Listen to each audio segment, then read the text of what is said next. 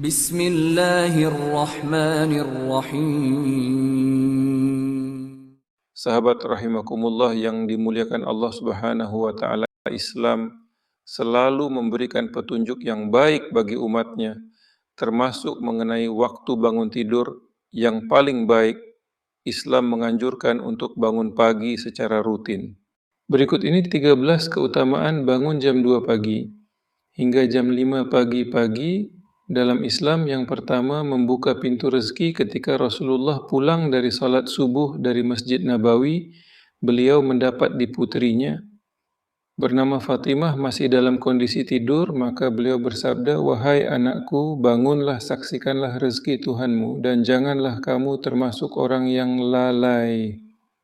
Karena Allah memberi rezeki kepada hambanya antara takbir fajar dengan terbit matahari." Hadits riwayat Imam Ahmad dan Al-Baihaqi. Yang kedua, terpenuhi segala kebutuhannya.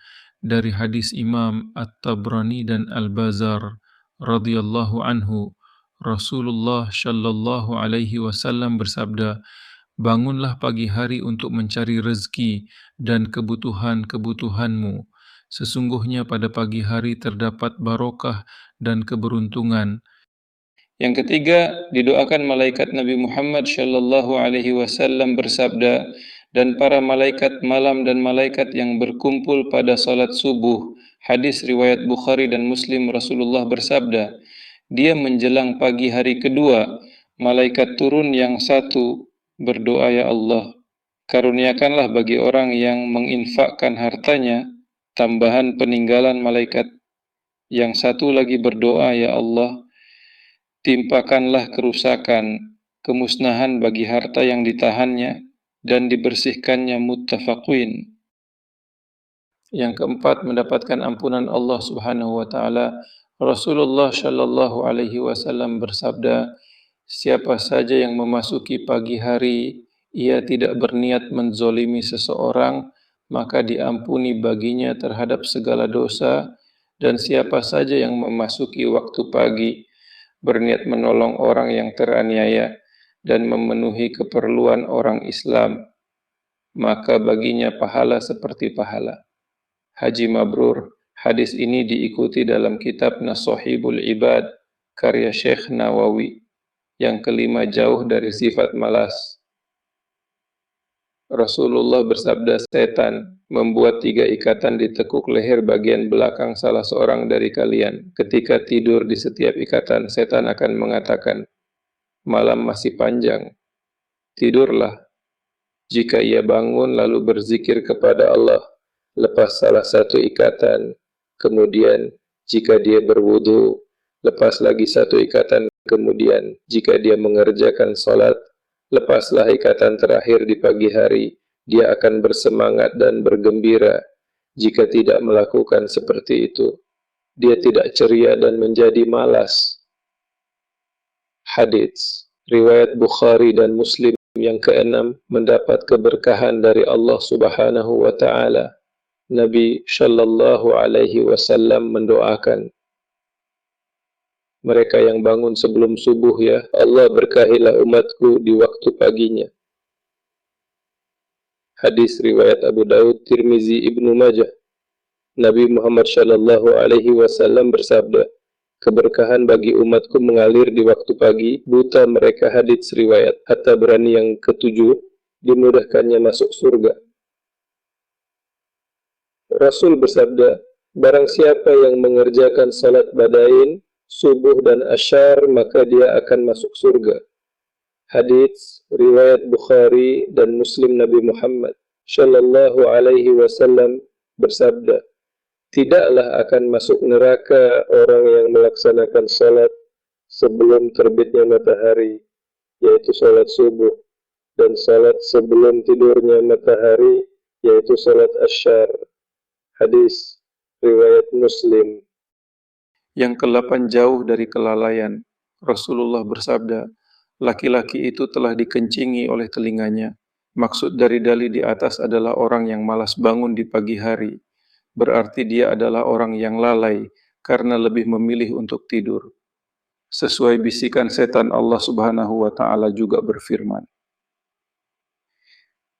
Dan sebutlah nama Tuhanmu dalam hatimu, dengan merendahkan diri dan rasa takut, dan dengan tidak mengeraskan suara di waktu pagi dan petang, dan jagalah kamu termasuk orang yang lalai. Al-Quran Surat Al-A'raf ayat 2-5 yang ke-9, mendapat rezeki yang luar biasa jika bangun pagi, lalu melakukan salat sunnah sebelum subuh. Maka insya Allah Allah akan memberikan rezeki yang berlimpah dari Aisyah radhiyallahu anha. Nabi Shallallahu Alaihi Wasallam bersabda, 2 rakaat salat fajar sebelum subuh lebih baik daripada dunia dan seisinya. Hadits riwayat Muslim yang ke-10 waktu yang baik untuk mulai beribadah dari sahabat Abu Hurairah dari Nabi Muhammad Shallallahu Alaihi Wasallam. Nabi Muhammad Shallallahu Alaihi Wasallam bersabda, sesungguhnya agama itu mudah. Tidak ada seorang pun yang membebani dirinya di luar kemampuannya, kecuali dia akan dikalahkan. Hendaklah kalian melakukan amal dengan sempurna tanpa berlebihan dan menganggap remeh jika tidak mampu berbuat yang sempurna, maka lakukanlah. Yang mendekati ini perhatikanlah ada pahala di balik amal yang selalu kontinu. Lakukanlah ibadah secara kontinu di waktu pagi dan waktu setelah matahari tergelincir, serta beberapa waktu di akhir malam. Hadits riwayat Bukhari. Yang ke-11 lebih baik daripada dunia beserta isinya. Allah Subhanahu wa taala berfirman, maka sabarlah kamu atas apa yang mereka katakan, dan bertasbihlah dengan memuji Tuhanmu sebelum terbit matahari dan sebelum terbenamnya, dan bertasbihlah pada waktu-waktu di malam harinya dan pada waktu siang harinya, supaya kamu merasa senang. Al-Quran Surat Taha ayat 130.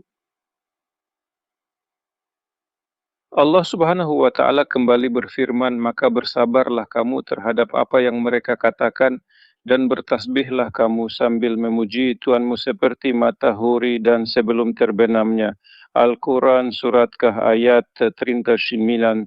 Yang ke-12 mendapat perlindungan dari Allah Subhanahu wa taala. Rasulullah bersabda, barang siapa yang menunaikan salat subuh, maka ia berada dalam jaminan Allah. Maka janganlah coba-coba membuat Allah membuktikan janjinya. Barang siapa membunuh orang yang menemukan salat subuh, Allah akan menuntutnya sehingga ia akan membenamkan mukanya ke dalam neraka. Hadis riwayat Muslim Ibnu Majah. Lalu yang terakhir bisa melihat Allah di hari akhir dari Jalur bin Abdullah radhiyallahu anhu. Kami sedang duduk bersama Rasulullah Shallallahu Alaihi Wasallam ketika melihat bulan purnama beliau. Itulah sahabat. Beberapa keutamaan bangun di pagi hari menurut Islam. Semoga kita selaku umat Nabi Muhammad senantiasa melaksanakan dan mengikuti semua ajaran yang diberikan kepada umatnya. Akhirul kalam. Wassalamualaikum warahmatullahi wabarakatuh.